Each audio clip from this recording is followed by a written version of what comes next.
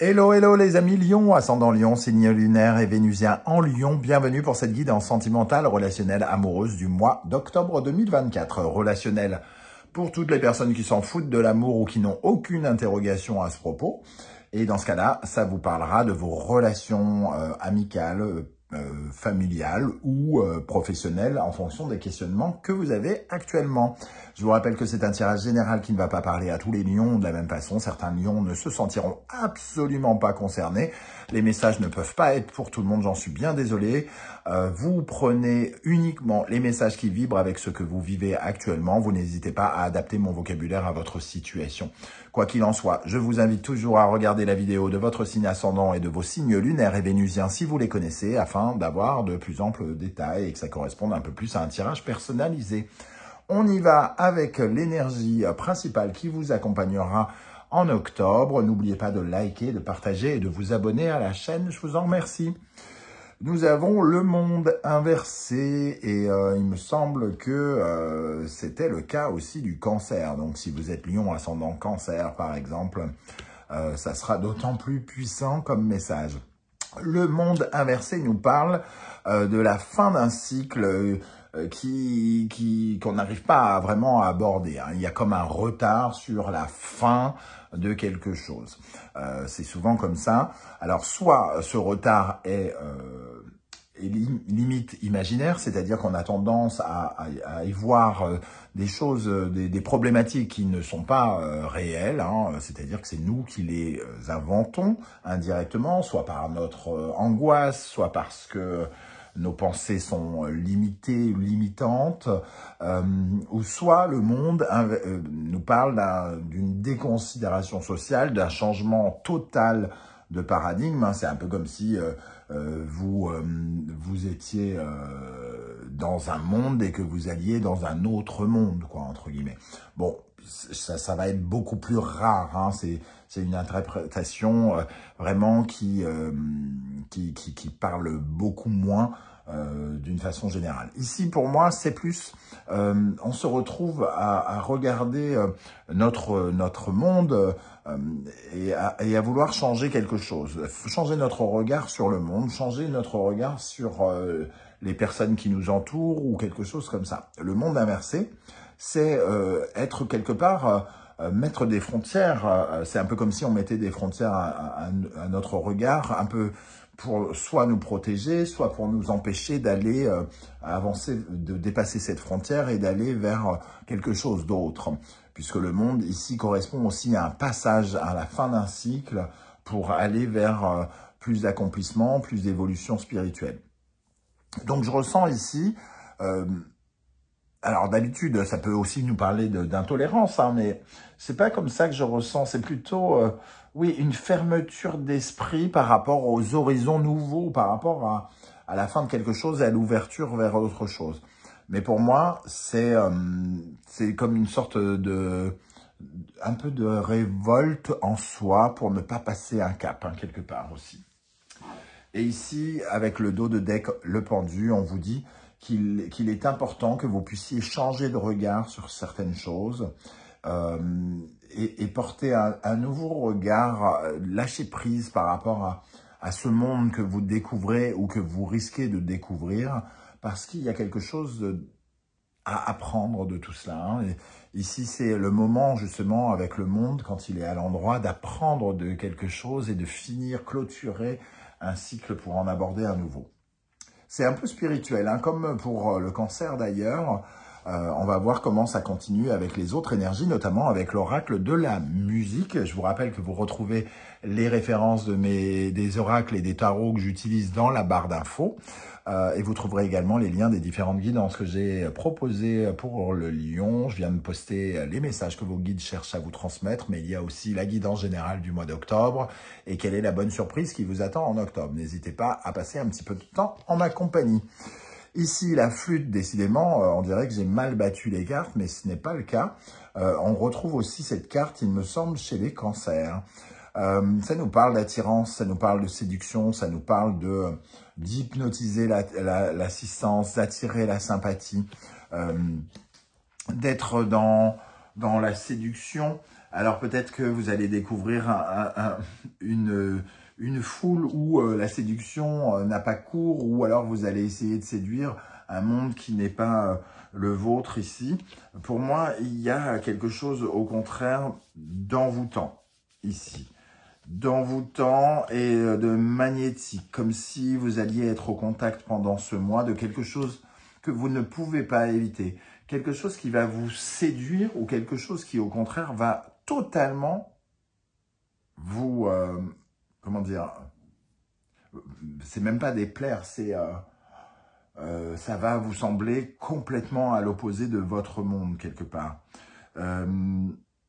Ça va être tout ou rien, quoi, entre guillemets. Quelque chose qui limite nous dégoûte parfois, hein, qui nous interroge, entre guillemets, sur notre séduction, sur notre désir de plaire ou quelque chose comme ça.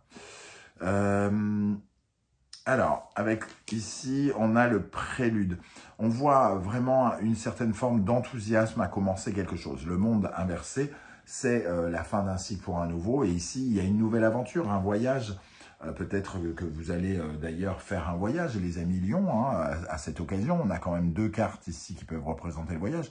Mais c'est un voyage qui est censé vous ouvrir l'esprit et peut-être dans ce cas-là, sur le monde, sur les gens, puisqu'on parle de relationnel, d'émotions aussi, ouvrir votre esprit par rapport à des choses en lien avec peut-être la séduction, la foule, quelque chose comme ça. On peut sentir presque même un délire d'agoraphobie pour certains, hein, le monde, la foule, quelque chose comme ça. Pour moi, ici, avec cette carte du prélude, c'est vraiment le fait que vous allez faire une ébauche de quelque chose de nouveau. Il y a une aventure ici qui est peut-être le point de départ d'autre chose, d'un regard différent sur le monde, sur l'amour, sur les sentiments, sur les relations humaines que vous entretenez avec les gens. J'ai l'impression que c'est très vaste, un peu comme pour le cancer, qu'on ne parle pas uniquement d'une personne, genre votre conjoint ou votre conjointe, mais qu'on peut parler d'un groupe de personnes ou d'une façon de penser aussi. Hein. Là, on a vraiment le fait d'ouvrir son esprit. Et en bas, on a une certaine forme d'avant-goût de quelque chose. Mais il nous faudra sortir de ce monde et accéder à un nouveau pour vraiment voir les prémices de quelque chose. C'est un peu obscur ce que je dis, mais j'espère que ça vous parle d'une manière ou d'une autre. Avec l'oracle du soleil levant, qu'est-ce qui vous aide les amis Lion? Qu'est-ce qui vous aide? Parfois, j'essaye de me projeter parce que les exemples sont très clairs et vont vous aider à vous projeter. Parfois, je ne le fais pas parce que j'ai l'impression que je vais réduire le champ du général à quelque chose de plus petit. Et là, j'ai l'impression que c'est quand même assez vaste. Ok. Alors, qu'est-ce qui va vous aider, les amis Lion, ascendant Lion, signe lunaire et vénusien en Lion? Quelles sont les énergies qui vous aident? Sur quoi vous pouvez vous appuyer? Qu'est-ce qui est positif avec ce monde inversé? C'est le moment de faire du tri, de faire le bilan aussi. On vous dit que il va falloir peut-être rejeter, c'est un peu hard le mot, il va falloir faire le tri, c'est-à-dire de vraiment ne garder ce qui est essentiel pour vous, les sentiments essentiels, les personnes essentielles. C'est le moment de faire de la place ici, justement pour accueillir un nouveau monde, pour accueillir de nouvelles personnes, faire de nouvelles rencontres. On vous dit que c'est bien aussi de savoir voir ce qui est positif et ce qui ne l'est pas dans votre vie sentimentale, relationnelle, amoureuse. Se rattacher à ce qui est le plus important aussi, hein, avec l'érable japonais. Et nous avons les arts martiaux ici. Les arts martiaux nous parlent d'une certaine forme de combativité, mais ici, elles apparaissent comme un élément positif avec cette position, hein, puisque ce sont les cartes justement positives qui vous aident.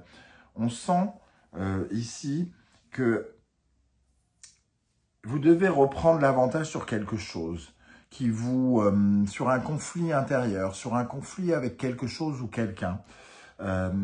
C'est un peu que vous devez défendre votre intégrité, défendre qui vous êtes, pour ne pas tomber dans quelque chose qui réduit votre potentiel. C'est une lutte importante avec acharnement pour justement retirer des choses dans votre vie et ne garder que ce qui vous paraît défendable, les causes défendables quelque part. Plein d'interrogations avec ce début de tirage. Alors, quelles sont les énergies sur lesquelles il vous faut travailler? Parce qu'elles vous parasitent, elles vous freinent, elles ne sont pas bonnes pour vous ou elles ne vous permettent pas de vous épanouir comme il faut. Qu'est-ce qu'il faut retravailler ici? L'empereur. L'empereur nous parle d'insécurité, d'un sentiment d'insécurité, d'inconfort, quelque chose qui vous rend instable, un sentiment peut-être aussi d'être, comment dire, balayable, fragile, balayable, c'est venu peut-être indirectement avec ce balai dans l'énergie de l'érable japonais, mais je vois dans le côté balayable hein, l'aspect, on peut être, on a peur par exemple d'être, comment dire, d'être abandonné, d'être quelqu'un d'éphémère, hein, je sais pas, quelque chose comme ça, avec cet empereur ici, et vous pourriez retravailler sur votre stabilité. Peut-être que des événements ici ont réduit, en fait, ont mis du désordre quelque part dans votre façon de gérer votre vie, dans votre façon de gérer aussi votre autorité ou de, comment dire, ou de subir l'autorité des autres, en fonction de comment, de ce que vous avez vécu. Quelle énergie il serait bon de retravailler, sur laquelle il serait bon de travailler, les amis Lion, pour vous épanouir davantage et retourner ce monde inversé en monde tout court. Le cerisier, on nous parle de lâcher prise ici. Le cerisier, c'est de profiter de l'instant présent. C'est le fait de vraiment de se dire que, entre guillemets, la vie est belle, elle est éphémère. On accepte que, bah voilà, un coup c'est blanc, un coup c'est noir. Parfois c'est facile, parfois ça l'est moins. Le cerisier, qui est très défaitiste, hein, qui est beaucoup dans l'amertume, qui voit le mal partout. Ici, avec le monde inversé, voilà, vous voyez le mal partout, vous dramatisez peut-être certaines situations. Et on vous dit, mais vous pouvez finalement profiter davantage de ce bonheur. C'est un peu comme si vous aviez beaucoup de choses dans votre vie qui pourraient vous rendre heureux et que vous ne vous en rendiez pas compte. Hein. C'est comme ça que je pourrais ressentir ces deux énergies ensemble. Il y a une sorte de peur du bonheur ici, qui peut apparaître chez certains d'entre vous. Donc, il y a besoin de se reconnecter avec le positif aussi, et avec tout simplement le côté éphémère de la vie. Un coup, ça va, un coup, ça va pas. Un coup, je suis beau, un coup, je suis moins beau, et basta, ça va pas me tuer, quoi. Et voilà, il y a un coup, je séduis, un coup, je séduis pas. L'important, c'est peut-être de ne pas trouver de palliatif à cela, et rester authentique. Parce que cet empereur, il assume son statut, il assume sa puissance, normalement. Et vous, ici, quelque part, vous avez besoin de sortir d'un sentiment de défensive et de vous battre surtout pour les bonnes choses dans votre domaine sentimental, relationnel, amoureux. Quel conseil l'univers souhaite-t-il vous transmettre, les amis Lion, au travers de ce tirage avec le monde inversé? Quel message important? Lion. Soleil, Scorpion, Pluton. On nous parle d'une nouvelle version de vous-même ici. Vous devez, comment dire, j'allais dire grandir, alors qu'ici on voit un bébé quelque part ici. On vous invite vraiment à renaître, à laisser certaines choses derrière vous, peut-être de votre ego blessé, de votre ego tout court. Laissez des choses, des besoins de reconnaissance, des besoins de...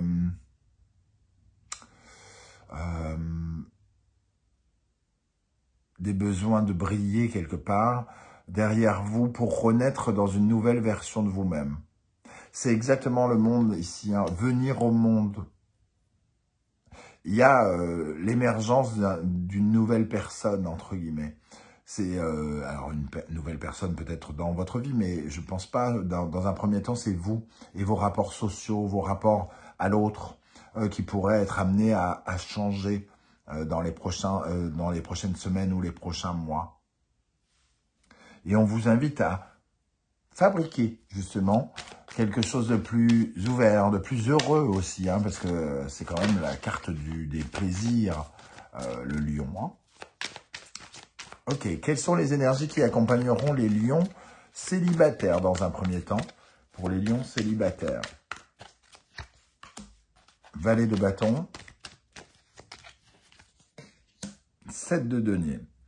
Ici, il y a de nouveaux objectifs dans votre vie sentimentale. Vous êtes en train peut-être d'essayer de vous dire, bon, voilà, il faut que je fasse naître de nouvelles flammes. D'ailleurs, la nouvelle flamme, le valet de bâton, c'est un nouvel engouement. Donc peut-être qu'il peut y avoir une rencontre comme ça, un petit peu, qui relance la machine et qui vous dit, et qui vous donne envie soit de réessayer ou soit de remettre des petites graines ici, d'avoir des objectifs dans votre vie sentimentale et amoureuse.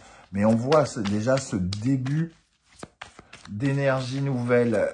Vous avez peut-être besoin de ressentir cette nouvelle énergie, cette résurrection dont on parlait il y a quelques instants. Pour les lions qui sont en couple cette fois, quelles sont les énergies qui ressortent pour octobre, pour les lions en couple? Le 5 d'épée, le 6 de bâton.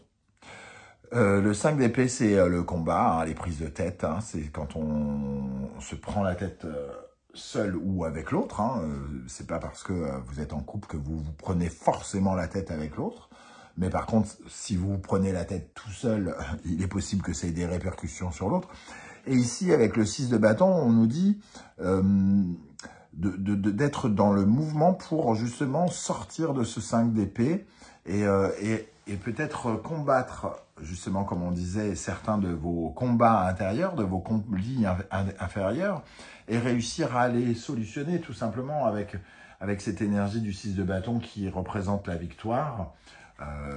On nous parle d'une révolution, mais aussi on nous parle d'un changement extrêmement profond, de détruire certaines choses pour mieux reconstruire. C'est vraiment cette idée aussi là qu'il faut casser certains schémas. Vous allez accéder à une certaine forme de marche à gravir, hein, comme si vous grandissiez socialement, relationnellement, amoureusement. Vous allez découvrir des choses qui vont vous transformer peut-être j'allais dire de façon considérable ou du tout. Voilà les amis, comment je ressens ce tirage, un peu, peut-être un peu farfelu dans mon approche. Alors je ne sais pas comment vous allez la ressentir, justement, n'hésitez pas à me dire en commentaire si ça vous a parlé ou pas. Et voilà, ça pourrait être intéressant. Pour ceux qui ne souhaitent pas étaler leur vie sur YouTube, vous pouvez laisser un coucou ou un petit émoticône de votre choix. Ça sera bien sympathique de votre part. Merci pour vos likes, vos partages, vos demandes d'abonnement et vos commentaires. Merci à toutes les personnes qui ont fait l'acquisition de mes oracles. Hein. Je ne travaille pas sur YouTube. Ma vraie vie, c'est d'être créateur et artiste, hein, donc de faire découvrir mes créations et de les vendre. Donc n'hésitez pas. Merci à tous ceux d'ailleurs qui m'envoient des messages en me disant « Je ne tire pas les cartes, mais j'ai acheté votre oracle pour vous soutenir. » C'est super sympa de votre part. Merci, merci, merci. On se retrouve très bientôt pour une guidance, cette fois-ci professionnelle. En attendant, prenez bien soin de vous les amis lions. Merci d'être là et à bientôt. Ciao, ciao.